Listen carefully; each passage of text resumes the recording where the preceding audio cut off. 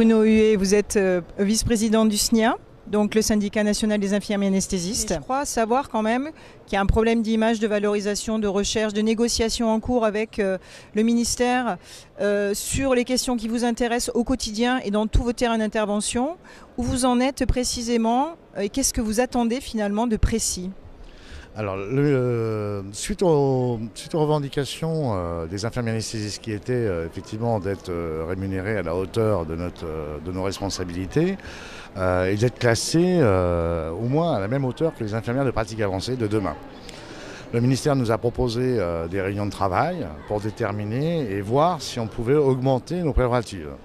Donc on a été à ces réunions au niveau du ministère et on a fait des propositions.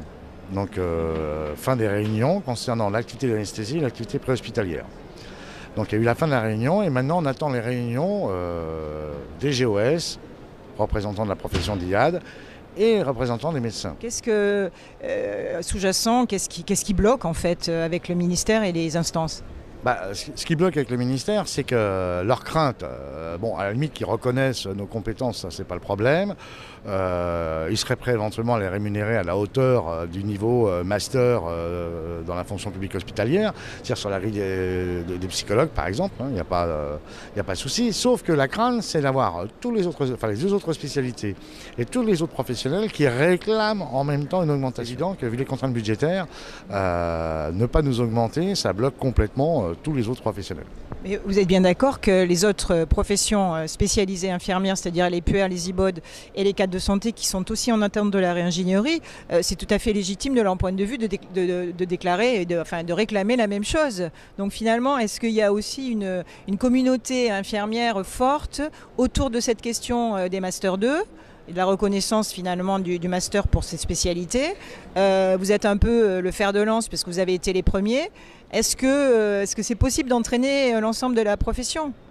Moi je pense que l'ensemble de la profession mérite d'être rémunéré au niveau master à partir du moment qu'ils ont un niveau master. Donc pour les IAD, effectivement, c'est acquis. Après, il reste les cadres de santé, il reste les infirmières de bloc opératoire, qui va nécessiter encore des réunions avec le ministère de l'Enseignement supérieur pour rajouter des unités d'enseignement pour obtenir le niveau master. Mais à partir du moment qu'ils ont le niveau master, il est normal qu'elles soient rétribuées à la hauteur d'un master de la fonction publique hospitalière, au même titre que les infirmières ici. Ça ne me pose pas de souci. Donc est-ce que le printemps 2016 sera chaud pour les IAD ? Alors tout dépend de ce que va nous répondre le ministère. Effectivement, la profession n'a jamais été aussi déterminée et aussi mobilisée.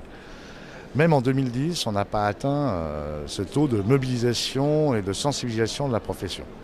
Donc si nous n'avons pas de réponse à nos revendications, effectivement, le printemps risque d'être chaud.